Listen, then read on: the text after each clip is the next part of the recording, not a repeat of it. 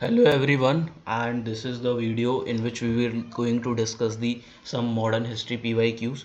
ठीक है, अगर आप देखो दिल्ली हाई कोर्ट जेजे का एग्जाम देने जा रहे हो 22 को, तो ये क्वेश्चंस आपके लिए बहुत इंपॉर्टेंट है क्योंकि मॉडर्न हिस्ट्री एक मेजर पार्ट है। ठीक है, वहाँ से क्वेश्चन आते ही आते हैं।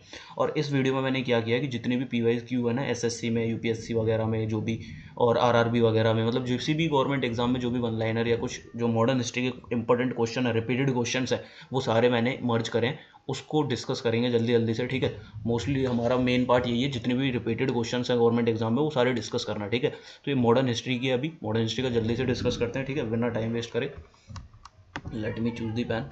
ओके, स्टार्ट करते हैं। पहले तुम्हारे सामने क्वेश्चन है, who was the first Indian to join the viceroy's executive council. बताओ इसका आंसर क्या होगा। Who was the first Indian to join the viceroy executive. अब पहले तो ये देख लो, ये यूपीएससी और एसएससी का पीवाईक्यू है। ठीक है, तो क्वेश्चन पीवाईक्यू।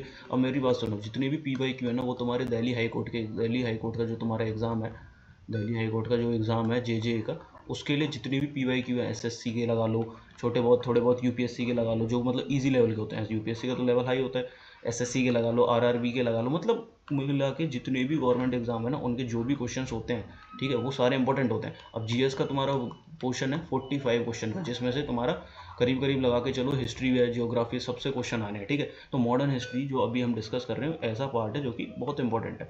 तो ये वीडियो बहुत इंपॉर्टेंट है तुम्हारे लिए, अपने जो भी तुम्हारे सब दोस्त वगैरह हैं सबके साथ शेयर करना। ठीक है, so who was the first Indian to join the viceroy's executive council. अब तुम्हें एक चीज़ तो पता होगी क्या, दादा भाई नौरोजी के बारे में तुम्हें पता होगा। ब्रिटिश पार्लियामेंट में सबसे पहले इंडियन मेंबर थे। ब्रिटिश पार्लियामेंट में सबसे पहले एमपी थे। ब्रिटिश पार्लियामेंट में एमपी थे इंडियन। ठीक है, बट ये चीज़ पूछ रहा है, who was the first Indian viceroy executive council. अब देखो, मैंने तो बनाया नहीं है क्वेश्चन, ऐसा नहीं है मैंने बनाया कहीं से, लेकिन नहीं, ये एसएससी में पूछा गया है, एसएससी सीजीएल में, यूपीएससी में पूछा गया है। तो वाइसरॉय एग्जीक्यूटिव काउंसिल के हमारे हो जाएंगे सत्येंद्र प्रसाद सिन्हा। ये बहुत इंपॉर्टेंट क्वेश्चन है। ठीक है, तो हमें पता नहीं होगा, दादा भाई नौरोजी के बारे में सबको पता होता है, सैयद अहमद खान के बारे में पता होगा, जीके गोखले के बारे में भी पता होगा, बट इसका करेक्ट आंसर हो जाएगा सत्येंद्र प्रसाद सिन्हा। ठीक है, तो पहला ही was the appointed as the law member after the parliamentary reform of 1900। ठीक है, तो वाइसरॉय एग्जीक्यूटिव काउंसिल के जो फर्स्ट इंडियन थे, so that is Satyendra Prasad Sinha. ठीक है, आगे चलते हैं। लखनऊ पैक्ट जो 1916 में हुआ था, वो साइन बिटवीन किसके बीच। देखो आंसर भी है, बट तुम ट्राई करो अपने आप करने का। ठीक है, आंसर भी लिखा हुआ है वैसे तो। ठीक है, तो ये किसके बीच में हुआ था लखनऊ पैक्ट 1916 में, तो ये हुआ था INC, that is Indian national Congress और मुस्लिम लीग के बीच में। कौन सा ऑप्शन में, या कांग्रेस और मुस्लिम लीग के बीच में। ठीक है, तो ऑप्शन सी तुम्हारे यहाँ करेक्ट आंसर हो जाएगा। ठीक है, तो लखनऊ पैक्ट जो कि 1916 में हुआ था। अब तुम मुझे बताओ ये हुआ कहाँ था, तो लखनऊ में हुआ था। ठीक है, नॉर्मल सी बात है। और तुम मुझे कमेंट में बताओ इसको चेयर किसने किया था इस टाइम 1916 में।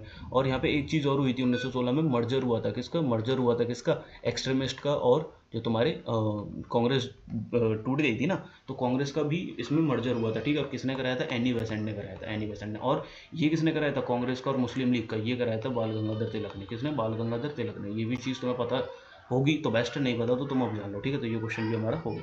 उसके बाद बताओ, who was the founder of Ghadar party के कौन थे। अब देखो मैंने क्वेश्चन नहीं बनाया, एसएससी सीजीएल में आया, स्टेट पीसीएस में आया, तो जहाँ अगर इन पेपर में आया तो तुम्हारे जेजे के एग्जाम में भी आ सकता है, कि इंपॉर्टेंट है। ठीक है, तो इसलिए ये क्वेश्चंस करा रहा हूँ। अगर वीडियो पसंद आ रही हो तो लाइक कर देना और कमेंट में बता देना और कैसे तुम्हें क्वेश्चन चाहिए। अब देखो ये कंटेंट ढूंढने में बहुत रिसर्च लगी है। ठीक है, क्योंकि मैंने जितने भी पीवाईक्यू है सारे निकाले। ठीक है, सारे निकाल के तुम्हारे जे एग्जाम में जो इंपॉर्टेंट है वो करें। क्वेश्चन देखो, who was founded the Ghadar party. तो गदर पार्टी तुम्हें पता होगा, लाला हरदयाल ने फाउंड करी थी। कहाँ पे करी थी, सनफ्लावर्स के, जो कि यूएसए में। ठीक है, वहाँ पार्टी तुम्हारी फाउंड करी थी। और कब करी थी, 1913 में करी थी। It was the international movement by expertive Indians to overthrow the British rule from India. ठीक है, सो इंटरनेशनल मूवमेंट थी ये बेसिकली। 1913 में लाला हरदयाल ने आपका ये गदर पार्टी की स्थापना की, फाउंडेड करी सन फ्रांसिस्को। नेक्स्ट देखो, in which session the national Congress split into the moderates and extreme. अभी हमने देखा था कि 1916 में मर्जर हो गया था। क्या हो गया था, मर्जर हो गया था। किसका, एक्सट्रीमिस्ट का और मॉडरेट्स का। बट ये पूछ रहा है ये सेशन डिवाइड कब हुए थे। ये डिवाइड हुए थे सूरत सेशन में, जो कि 1907 का था। कब था, 1907 का। ऐसे याद रख लो, 1907 में आपका डिवाइड हुए, उसके बाद 1916 में मर्जर हो गया दोबारा से। ठीक है, और 1907 सूरत सेशन में 1907 में इनका क्या हुआ है, डिवाइड हो गई थी, एक्सट्रीमिस्ट में और मॉडरेट्स में डिवाइड हो गई थी। तो इसका आंसर हो जाएगा सूरत सेशन। नेक्स्ट क्वेश्चन आ जाओ। द क्विट इंडिया रेजोल्यूशन और पास्ड इन विच सिटी। ये पूछ रहा है कौन सी सिटी में। मतलब देखो क्वेश्चन देखो कहाँ है, एसएससी में आया हुआ और यूपीएससी में भी आया हुआ क्वेश्चन। यूपीएससी में मान लो हार्ड भी आते हैं बट कुछ इजी क्वेश्चंस भी आते हैं, तो वहाँ का ये आया होगा, एसएससी में आया होगा। ठीक है, तो ये सारे पीवाईज क्यों है।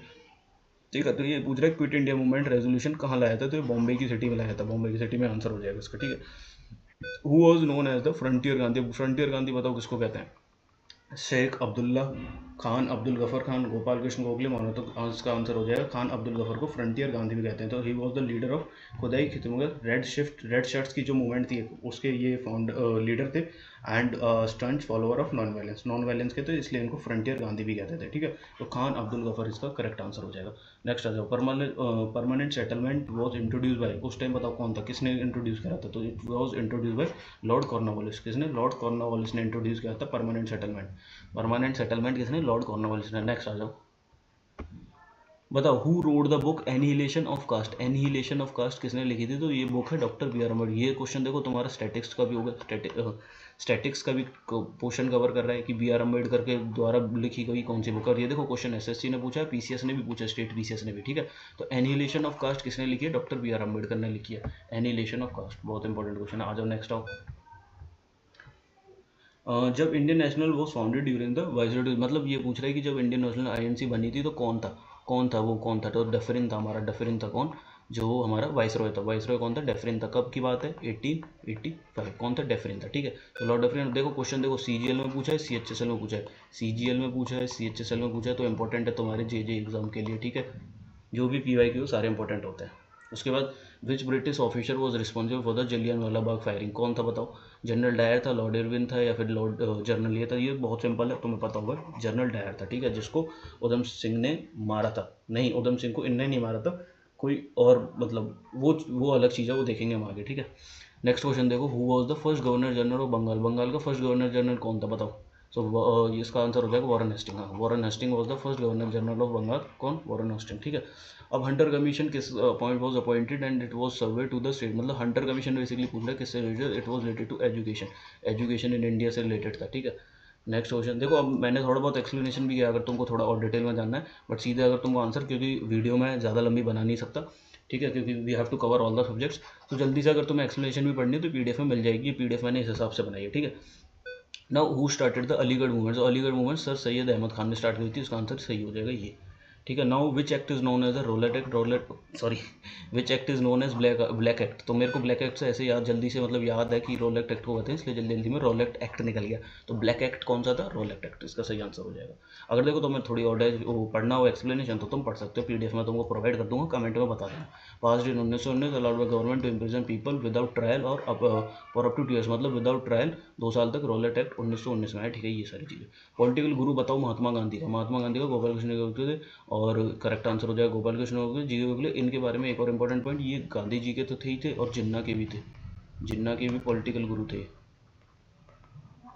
ठीक है, जिन्ना के पॉलिटिकल गुरु भी थे, कौन, गोपाल कृष्ण गोखले। नेक्स्ट आप, बस हो गए खत्म, यही थे। करीब करीब मेरे को लगता है 10-20 के करीब करीब क्वेश्चन हमने डिस्कस कर लेंगे। और देखो ये चीज़ देखो तो मेन क्या, UPSC, SSC, RRB, NTPC, CHSL, CHL, ये इनके क्वेश्चन डिस्कस करें हमने, ठीक है। तो अगर ऐसा ही तुम चाहते हो कि मैं मॉडर्न आपका जैसे मॉडर्न हिस्ट्री के लिए हमने कराया, तो तुम चाहते हो मेडिवल के लिए भी करें, फिर उसका एंशियंट के लिए भी करें, फिर ज्योग्राफी, पॉलिटी, ये सारे अगर हम ऐसे करेंगे ना तो हमारे सारे सब्जेक्ट कवर हो जाएंगे बेसिकली, और उनके इंपॉर्टेंट क्वेश्चन हो जाएंगे जो कि आरआरबी, सीजीएल वगैरह में पूछे जाते हैं, ठीक है। तो तब तक के लिए थैंक यू, चलते हैं।